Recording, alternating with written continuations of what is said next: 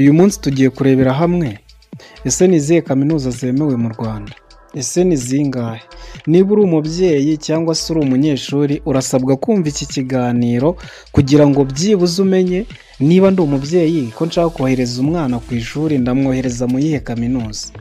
Kuko hari kaminuza nyinshi ziba zitujuje ibyangombwa ntizijye muri accreditation ya HEC. Nimvuga HEC wumve Higher Education Council. Ubwo ni ikigo gishinzwe amashuri makuru na kaminuza. Mbere yuko dutangirana na kaminuza ya mbere rero ndakugira inama, usibye n'inama ni na support yo gukanda subscribe kuri iyi channel kugira ngo ujye ubona ibiganiro bitanga education tutorial ndetse n'izindi updates nyinshi zitandukanye. Ku mwanya wa mbere rero muri kaminuza nziza zo dusanga mu Rwanda zemewe na HEC, turabanza tumenye umubare wazo. Ni kaminuza 33 zemewe mu Rwanda. Vast ya mbere rero ni kaminuza ya mbere nk'uko twari tubibabwiye ni kaminuza y'u Rwanda ariyo bita University of Rwanda. Ubwo tugiye kubabwira Public University. Nimvuga Public University wumve ko ari kaminuza za leta cyangwa se zishamikiye kuri leta. Then nyuma izindi kaminuza 30 zisigaye araba ari kaminuza zigenga za private. Kaminuza ya mbere rero ni University of Rwanda cyangwa se UR, ikaba yarashinzwe mu mwaka w'ibihumbi 2013. Iyo kaminuza rero ikaba ifite campus zigera kuri 7. Ikindi nakubwira kuri iyi kaminuza nuko itanga impamyabumenyi cyangwa se degree ya A0 ndetse bagira na A1 ndetse na masters degree and PhD. Ubwo nimvuga A0 umve bachelor's degree, ubwo ni icyiciro cya kabiri cya kaminuza. A1 yo ni advanced diploma, ni icyiciro cya mbere cya kaminuza, noneho hakaza n'icyo bita masters degree ndetse na PhD. Programme cyangwa se faculty dusanga muri University of Rwanda harimo College of Art and Social Science, ubwo hakongera hakazamo College of Agriculture, Animal Science and Veterinary Medicine, hakaza College of Business and Economics, College of Education ari y'abantu benshi bakunda cyane uburezi, ndetse na College of Medicine and Health Science, College of Science and Technology. Nizo college cyangwa se programme ndetse na faculty dusanga muri kaminuza y'u Rwanda. Ku mwanya wa kabiri turahasanga icyo bita Rwanda Polytechnic RP, abenshi mwari muyimenyereye nka IPRC, gusa ubu yahinduriwe izina isigaye yitwa RP. Aha naho iyi kaminuza ikaba yarashinzwe mu mwaka w'ibihumbi 2017. Bakaba bagira impamyabumenyi cyangwa se degree zitangirwa muri iyi kaminuza ari A1 advanced diploma, A2 muri diploma ndetse na A0 muri bachelor of technology. Ubwo nimvuga A0 n'ubundi ni bachelor degree nk'uko nabibabwiye. Iyi IPRC rero nubwo yahinduriwe amazina ikitwa RP, igira faculty nayo muri campus zitandukanye. Twabanyuriramo wenda muri campus ziba muri RP. Hari IPRC Kigali, IPRC Huye, IPRC Musanze, IPRC Tumba, IPRC Ngoma, IPRC Karongi, IPRC Gishari ndetse na IPRC Kitabi. Zose hamwe ifite campus zishika mu 8. Nkuko mubyumva rero iyi IPRC nyine murabyumva yiganjije cyane mu turere twose tw'igihugu. Ndakeka baragiye bafata muri buri ntara hataburamo IPRC byibuze 3 cyangwa 2. Ni gutyo bipanze rero, leta iba yaragerageje gukwirakwiza ku distributing vastizi kugira ngo byibuze abanyeshuri bazajya ku ishuri bamwe bajye biga batagombye gukora urugendo runini, nubwo bisanzwe ko abenshi bagenda ku ishuri bikabasaba gufata ghetto, kuba hosteli, ariko byibuze ukiga mu ntara yawe birafasha bitewe n'icyo ushaka. Ku mwanya wa gatatu rero turasangaho Institute of Legal Practice and Development, ariyo yitwa ILPD. Iyi kaminuza rero nayo ni public yashinzwe na leta, ikaba yarashinzwe mu mwaka wa 2004. Muri iyi kaminuza habamo impamyabumenyi ariyo degree postgraduate diploma in legal practice. Porogaramu ndetse na faculty dusangayo harimo legal practice, continuing legal education, legislative drafting. So ni izo ngizo rero dusangamo.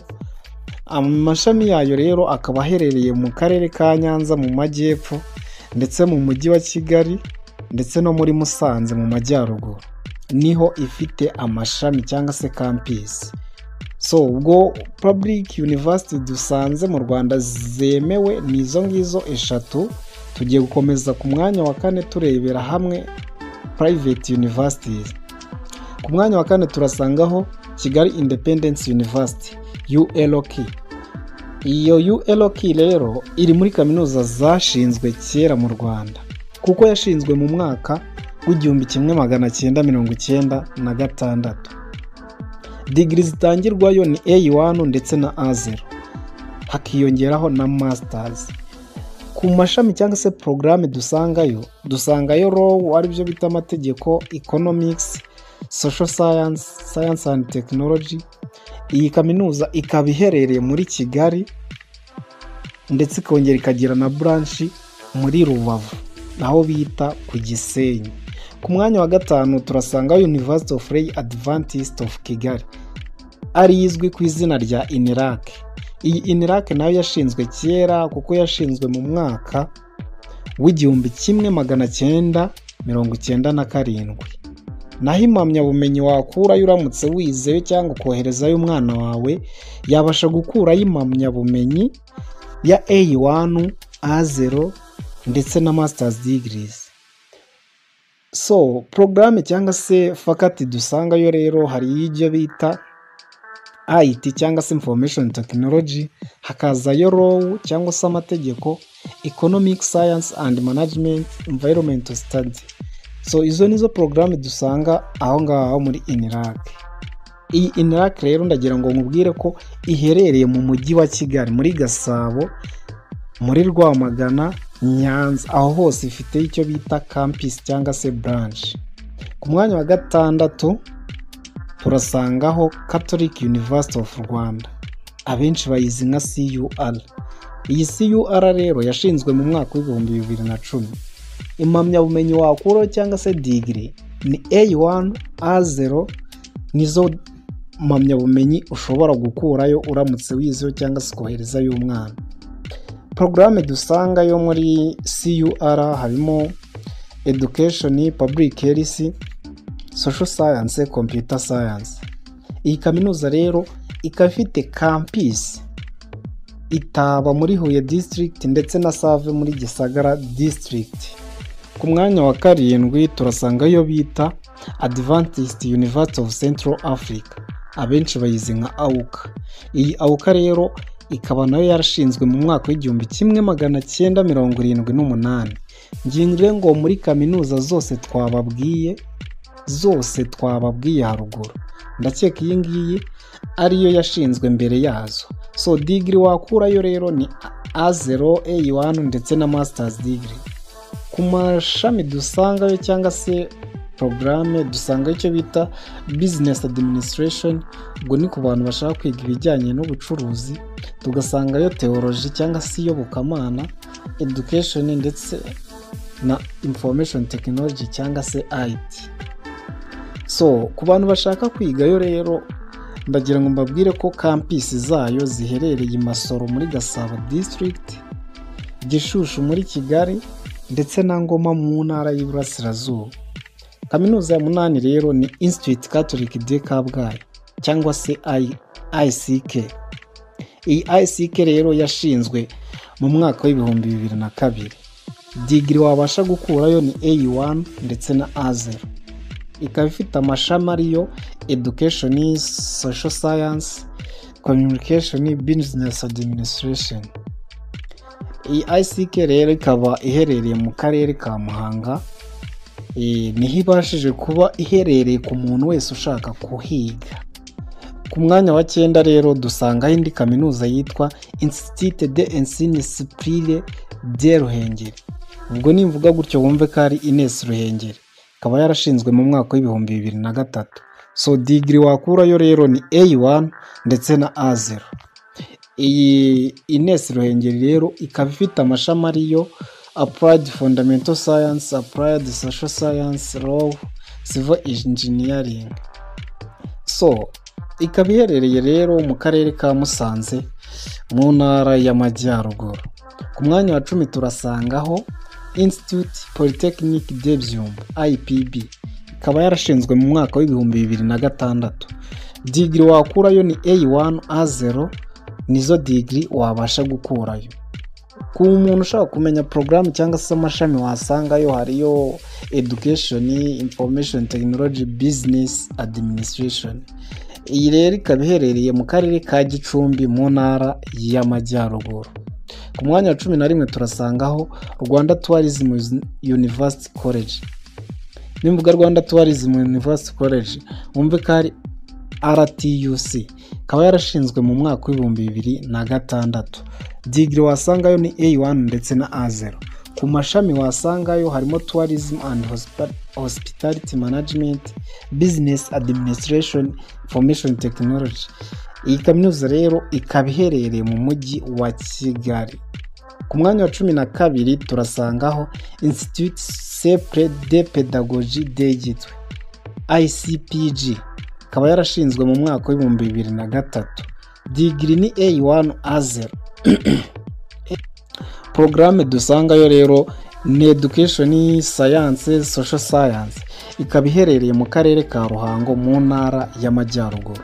Ku mwanya wa 13 turasangaho Protestant Institute of Art and Social Science PIAS. Iyi ni y'abaporoso abenshi cyane murayizi, ikaba yarashinzwe mu mwaka w'ibihumbi 2010. Degree wakurayo ni A1 ndetse na A0. Kuri programme wasangayo ni Theology and Religious Study, Education, Development Study, ikaba iherereye mu karere ka Huye mu ntara y'Amajyaruguru. So ku mwanya wa 14 turasangaho Mount Kigali. Nk'uko mbibabwiye, Mount Kigali University rero ni MKU, ikaba yarashinzwe mu mwaka w'ibihumbi 2010. Iyi Mount Kigali rero yahoze ari ishami rya Mount Kenya University, ikaba yarahawe uburenganzira bwo kwigenga mu mwaka w'ibihumbi 2023. Ku bantu mu kibaza rero ku kantu ka Mount Kenya ndetse na Mount Kigali ni gutyo bimeze. Mount Kigali yari branch ya Mount Kenya, then iza guhabwa uburenganzira bwo gukora nka kaminuza yigenga ku giti cyayo mu mwaka w'ibihumbi 2023. Degree rero batanga cyangwa se wabasha gukurayo uramutse wizeyo ni A0 ndetse na Masters. Nk'uko mwabyumvishe, izindi kaminuza tumaze kubabwira inyinshi zifiteyo A1, ariko ahangaha kuri Mount Kigali na A1 bagira Masters degree. A1 nari nababwiye ko ari icyiciro cya mbere cya kaminuza, bivuze ko ku muntu ushaka kwiga muri Mount Kigali ho ahera byibuze agomba kuba ashaka kwiga kugera ku cyiciro cya kabiri ariyo bise A0 cyangwa se Masters. Programme wasangayo cyangwa se faculty hariyo School of Computing, Informatics and Media Study, hakaza School of Business and Economic, School of Hospitality and Tourism Management. Iyi university rero ikaba iherereye mu murenge wa Gatenga sector muri Kicukiro district, Kigali city. Ku mwanya wa 5 turasanga Kibagura Polytechnic, abenshi bazi nka KIPI. Iyi KIPI rero ikaba yarashinzwe mu mwaka wa 2012, akaba aribwo ndetse na graduation ya mbere yakozwe ari abanyeshuri batangiye kwigayo muri uwo mwaka. Muri KIPI rero batanga degree guhera kuri A1 ndetse na A0.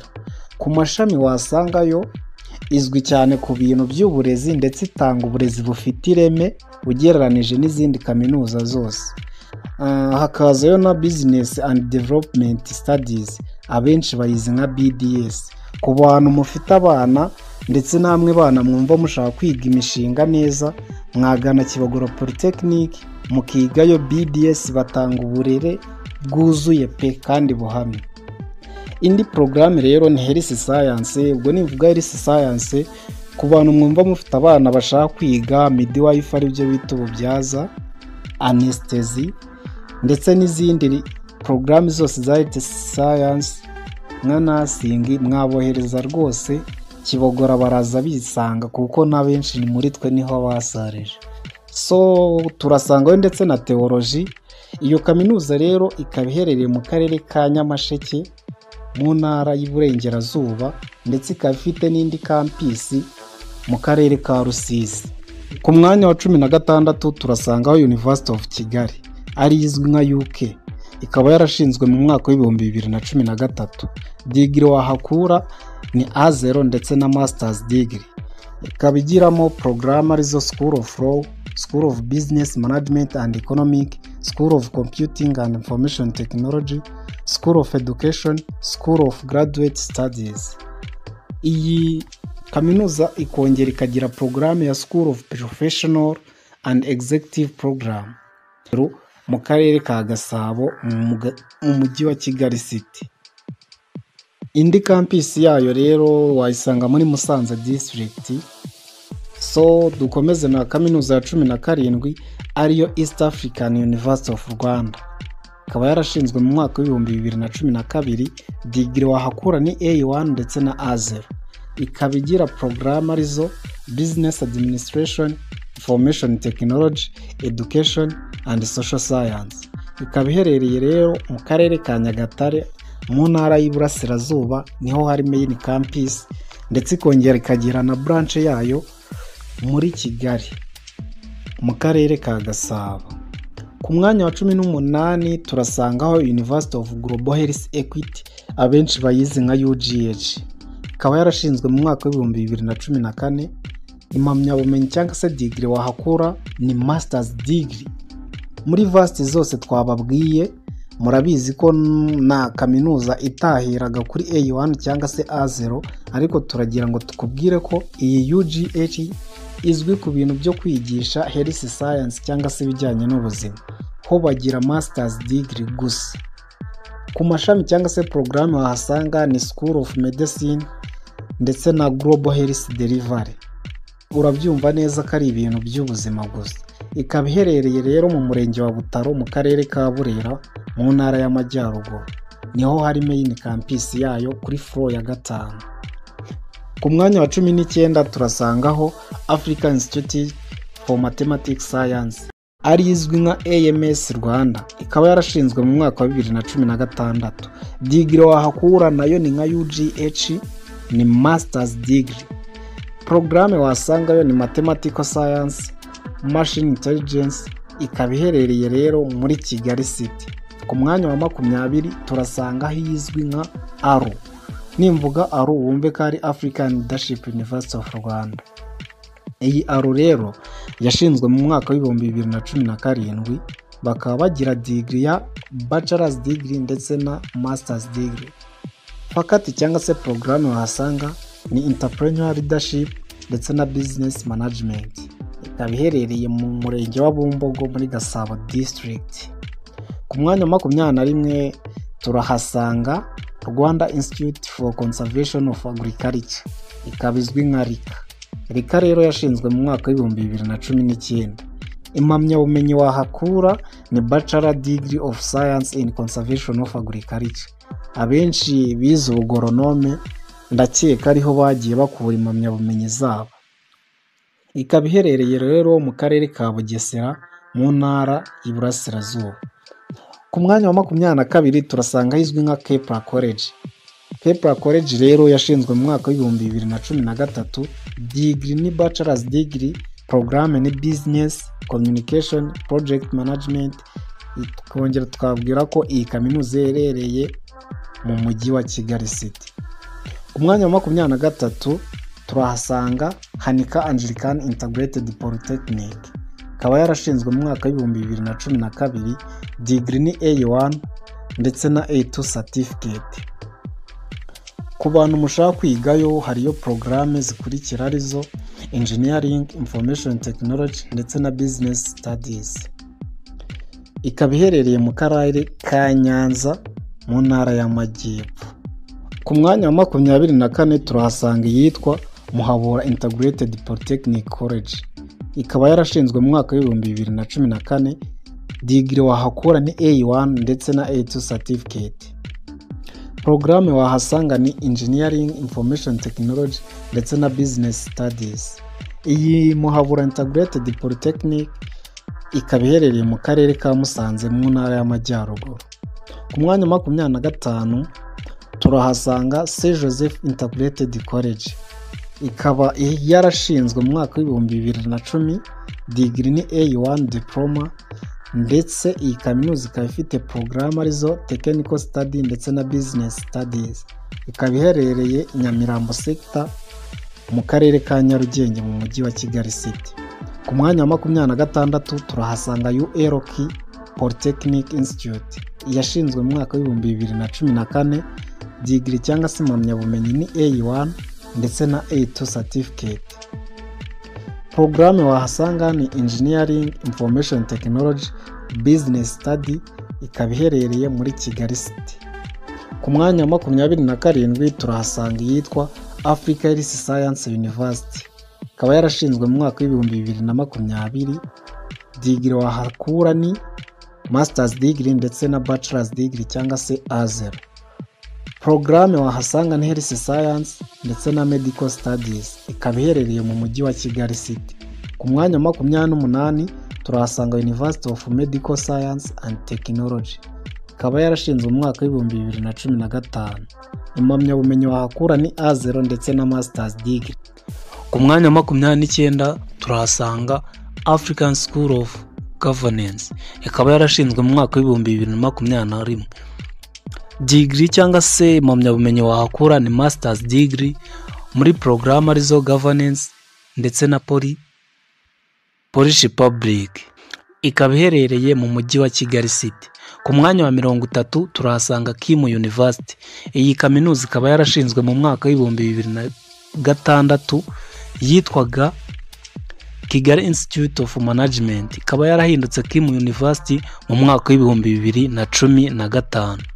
Degree wahakura ni A0 ndetse na Masters degree muri programme arizo Business Management, Accounting, Finance, Procurement. Iyi kaminuza ikaba iherereye i Gisozi sector mu karere ka Gasabo. Ku mwanya wa 31 turahasanga University of Gitwe, yashinzwe mu mwaka w'ibihumbi 2003, degree ni Bachelor's degree cyangwa se A0. Programme ni Health Science, Education ndetse na Social Science. Ku mwanya wa 32 turahasanga University of Technology and Art of Byumba, abenshi bayizi nka UTAB, ikaba yarashinzwe mu mwaka w'ibihumbi 2006. Degree wahakura ni A1 ndetse na Bachelor's degree cyangwa se A0 mu mashami ariyo Education, Agriculture ndetse na Social Science. Iyi kaminuza rero ikaba iherereye mu murenge wa Byumba mu karere ka Gicumbi, ndetse ikongera ikaba yarafunguye n'iyindi branch cyangwa se campus muri Kiramuruzi mu karere ka Gatsibo. Ku mwanya wanyu muratekereza wowe hari iki? Nabikishije amatsiko rero reka mbabwire ko ku mwanya wa 33 hariho kaminuza ya University of Tourism, Technology and Business Study UTB, ikaba yarashinzwe mu mwaka w'ibihumbi 2006. Impamyabumenyi cyangwa se degree wahakura ni A1 ndetse na A0 muri programme arizo Tourism and Hospitality Management, Business Information Technology, Accounting and Finance. Iyi kaminuza rero ikaba iherereye mu mujyi wa Kigali, ahariho main campus yayiri, ikongera ikagira branch cyangwa se campus muri Rubavu district.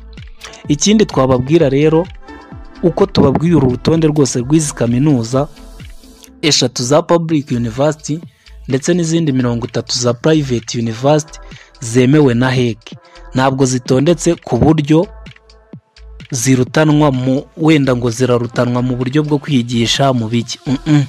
Tuzibabwiye gutyo twabitondetse niko twabishatse. Niba ubishaka ko tukubwira uko kaminuza zirutanwa mu gukomera kuva ku ya mbere kugera ku ya nyuma, twandikire muri comment utubwira ati nyeneye liste y'ukuntu zirutanwa mu gukomera, tugukorera ikindi kiganiro ubashe kumenya uko kaminuza zirutanwa. So murakoze rero, ciao ciao.